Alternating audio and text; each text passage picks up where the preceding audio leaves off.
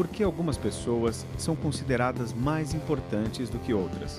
Em que está baseado esse julgamento? Essas são as perguntas básicas do trabalho de Pierre Bourdieu. Nascido no interior da França em 1930, filho de família humilde, Bourdieu teve uma trajetória atípica. À base de bolsas de estudo e de uma inteligência notável, formou-se filósofo e chegou ao ápice da carreira acadêmica francesa. Enviado como soldado à Argélia, Bourdieu passa a estudar a sociedade argelina, em particular a primitiva sociedade cabília. Essa experiência marca sua mudança da filosofia para a sociologia. Ao morrer, em 2002, aos 71 anos, Bourdieu era provavelmente o mais lido e citado sociólogo em todo o mundo. Na medida em que vai ter escola para todos, uma escola, uma sociedade de classes, uma escola que pretende ter um papel democratizante, por assim dizer, é uma ideia de escola liberal. É uma ideia de escola que pretende ensinar a todo mundo, e aí quem tem inteligência, quem tem vontade de ir para frente, quem tem vontade de aproveitar essa oportunidade que o Estado oferece através da escola, essas pessoas sim vão ser bem-sucedidas. Daí a gente fala numa escola meritocrática, uma escola que premia, que coloca nos mais altos postos as pessoas que têm inteligência suficiente para entender os conhecimentos que são transmitidos e esforço para permanecer nessa carreira escolar que é tão longa. É uma ideia que está na base da disseminação da escola no Brasil, está na base, ela faz parte do pensamento, por exemplo, do Anísio Teixeira, que vai falar em democratização da escola brasileira, e é uma ideia muito bonita, né? Porque você dá a escola para todo mundo e não importa a origem social da pessoa. Se ela tiver condições, se ela tiver mérito, tá? Ela vai conseguir ascender socialmente. É a promessa da escola de ascensão social.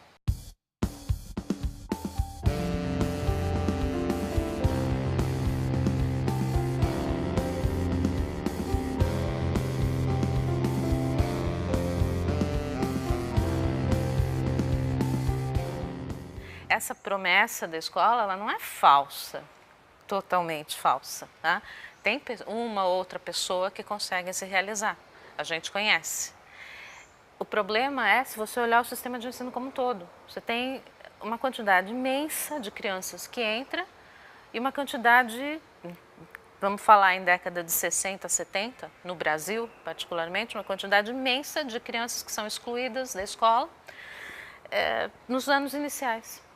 E você tem uma quantidade ínfima de gente que consegue chegar ao ensino superior, por exemplo.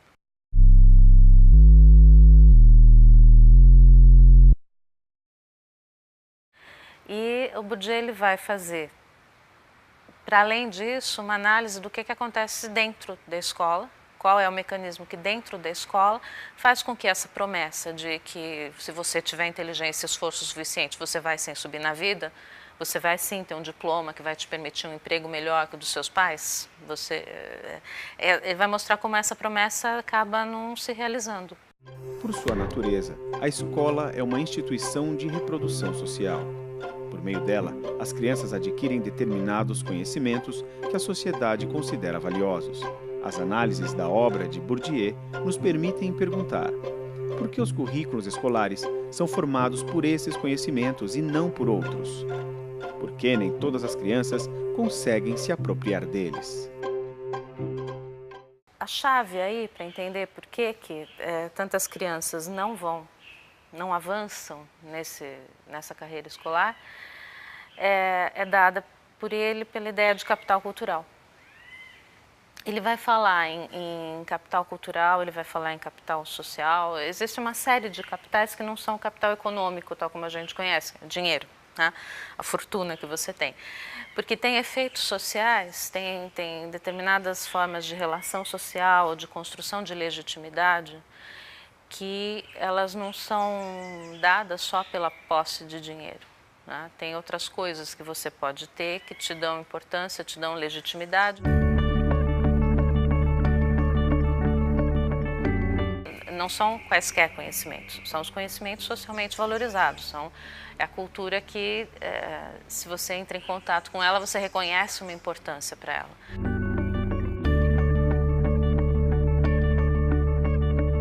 A escola vai transmitir o quê se ela pretende reproduzir a cultura da sociedade, se ela pretende transmitir uma herança cultural? Aquilo que é considerado mais legítimo. Tá? Não é nenhum plano maquiavélico, é simplesmente, vamos transmitir aquilo que é mais valioso, o que a gente tem de mais valioso para as crianças. Ora, então, a gente vai transmitir o que tem de mais valioso, então a gente vai transmitir aquilo que corresponde à cultura legítima, aquilo que corresponde ao capital cultural, que só determinadas pessoas na sociedade têm condições de adquirir e de conviver. Bourdieu mostra que expressões culturais consideradas legítimas correspondem, curiosamente, àquelas da camada dita dominante da sociedade. São expressões que somente podem ser desfrutadas e compreendidas naquilo que tem de mais refinadas, a partir de conhecimentos prévios e de alguma capacidade financeira. Essa relação com a cultura legitimada é que vai constituir o capital cultural, transmitido primeiramente pela família. Pessoas que leem em casa, quadros nas paredes, música, visitas a museus, mas também jogos educativos e estímulos constantes são alguns dos aspectos que ajudam a construir esse capital de jovens e crianças. Essas vivências serão fundamentais na vida escolar. A ausência delas também será. Então, na medida em que você tem todo mundo frequentando escola, você tem pessoas que têm esse capital cultural já de casa, né? E tem pessoas que vêm de ambientes onde esse capital cultural não está à disposição, portanto elas não têm o capital cultural, ou têm muito pouco desse capital cultural. E aí vão conviver numa escola que está todinha feita para a transmissão dessa cultura legítima, e que considera essa cultura legítima e as operações mentais, as disposições que são necessárias para você entender e conviver e apreender essa cultura legítima como naturais.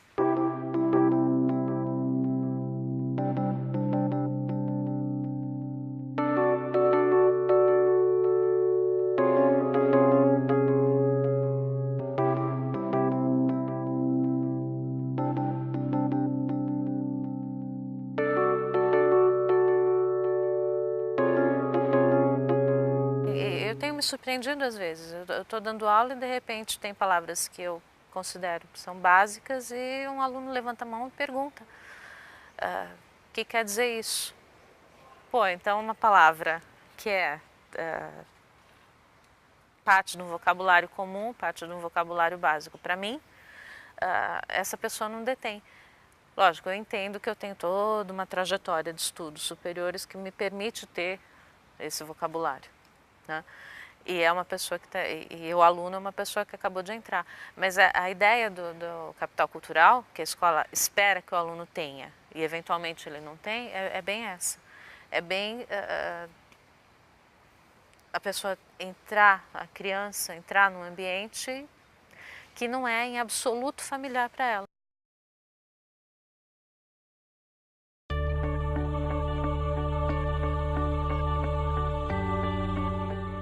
Se a escola e aí os professores não estão cientes dessas diferenças, de que nem tudo você traz de casa, porque às vezes em casa não tem, o que acontece é que os professores não compreendem essa dificuldade, essa diferença dentro da escola. E agem como se ela não existisse, porque são incapazes inclusive de perceber. Porque a visão de mundo é tão natural você se organizar para fazer uma lição, tá? É tão óbvio que você tem que controlar o tempo de estudo para dar tempo de estudar tudo, mas isso é tão elementar que ninguém se dá o trabalho de ensinar.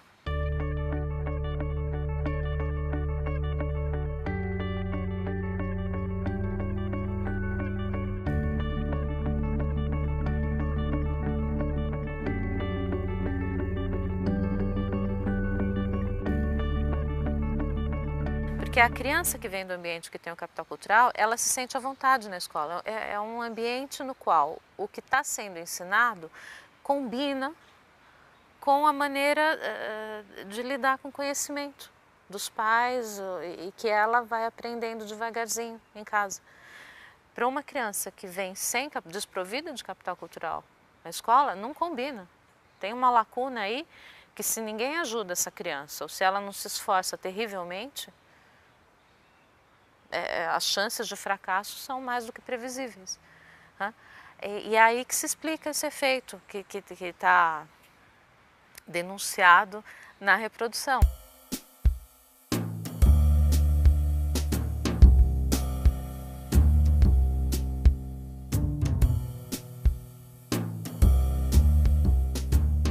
Você tem uma escola que promete identificar potenciais, no sentido de identificar quem é mais inteligente, quem é mais esforçado, quem tem mais motivação para seguir.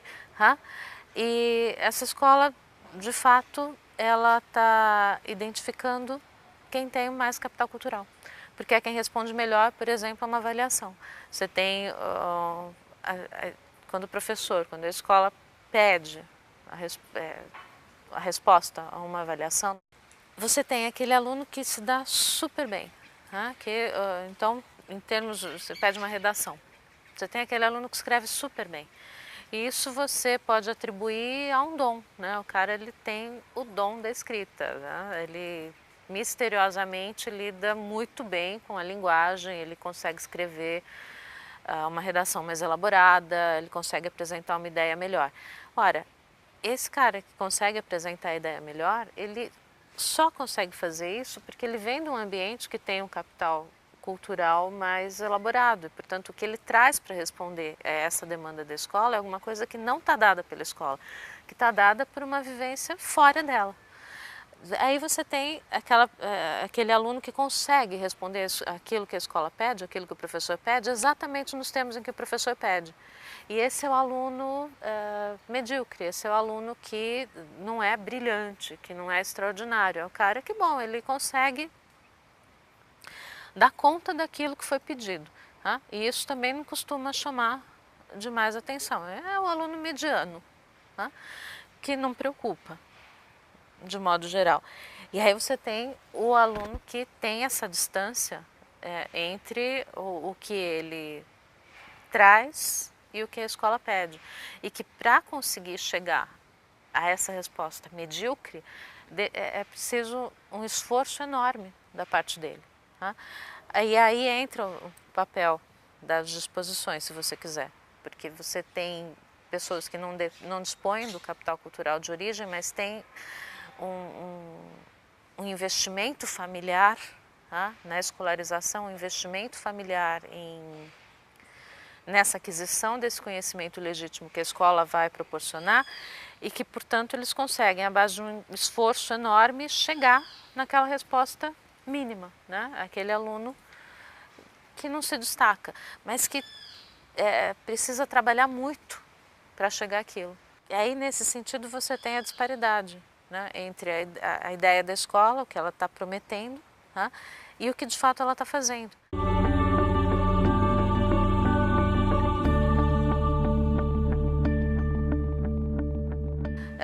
Se a escola está premiando um conhecimento e habilidades e capacidades que não vêm daquilo que ela ensina, daquilo que ela propõe, se ela está avaliando isso, então não é muito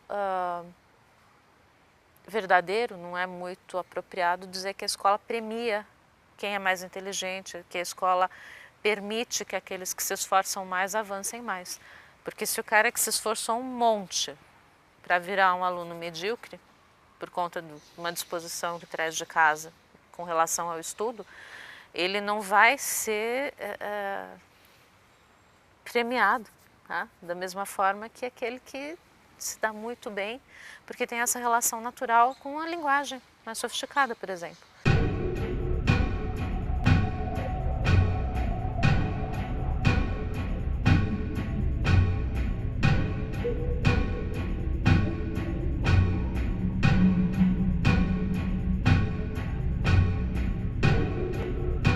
a análise até aí, ela teve um impacto terrível sobre os professores, porque a pergunta é essa, poxa, eu estou na escola e eu estou fazendo parte desse sistema que reproduz desigualdades, desse sistema que não permite, de fato, um crescimento, uma educação, um aprimoramento humano.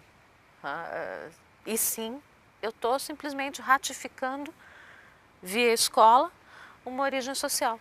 Então, aquele que tem origem social melhor, o que ele consegue os melhores resultados na escola. Então, passa pela escola para ter aquilo que já tinha antes.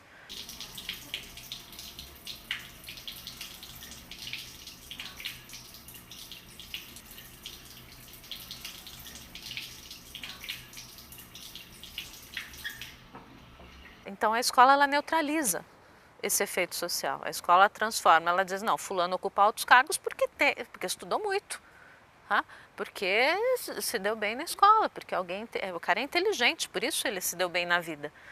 A escola faz essa identificação das pessoas e, nesse sentido, ela vai fazer a tal da reprodução das desigualdades sociais, porque ela transforma classificações sociais, ela permite que essas classificações sociais se transformem em classificações justas, aceitáveis, que vêm dos méritos individuais das pessoas.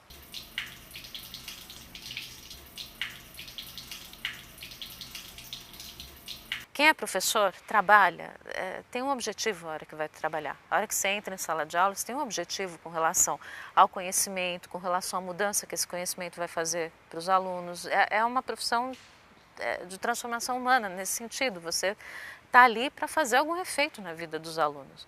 E, de repente, você lê a reprodução e você descobre que o efeito que você está fazendo não é bem esse, não é bem esse, né? Que o efeito que você faz é mínimo. Ou pior, que você contribui para manter as relações de dominação social. E aí é importante olhar para o terceiro ponto da análise, né? para uma terceira face da análise do Bourdieu a respeito do que acontece dentro da escola. Por que os professores não conseguem mudar essa realidade? Segundo Bourdieu, o professor é alguém que passou com sucesso pelo sistema escolar. Por mais acidentada que possa ter sido sua trajetória como aluno, é alguém que conseguiu se adequar à lógica do ambiente escolar, que considera natural o modo como a escola funciona. Não é que os professores colaboram com a reprodução. Os professores, eles estão ali fazendo aquilo que eles consideram que é o adequado. Frequentemente não conseguem enxergar uma outra possibilidade. Por quê? Volto a dizer, uma trajetória escolar longa. A escola e os valores da escola, o modo de funcionamento da escola e esse tipo de relação com o capital cultural está internalizado, faz parte da maneira como eles enxergam a aprendizagem e a escola. É por isso que esse efeito social da reprodução é possível, porque os professores não percebem, os pais também não percebem. Para os pais, o veredito que o professor dá vem de uma escola justa, que vai identificar o mérito do aluno.